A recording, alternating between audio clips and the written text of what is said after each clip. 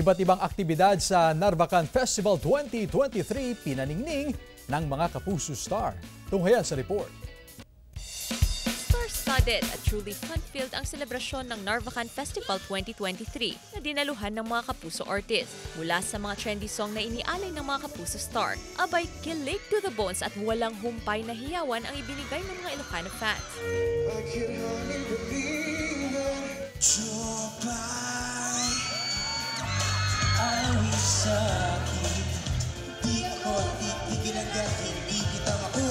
Isa sa mga highlight ng event ay ang Miss Narvacan 2023 na kung saan hurado si TikTok Luck host at Miss Universe Philippines 2020 Rabia Mateo. You know, the reason why I joined this pageant is I want to be the voice of the voiceless. Nako, ang gaganda nila, ang tatalino nila, and they are very ready for the national competitions. Hinara na naman ni Sparkle Hunk Juancho Trevino ang mga kandidata.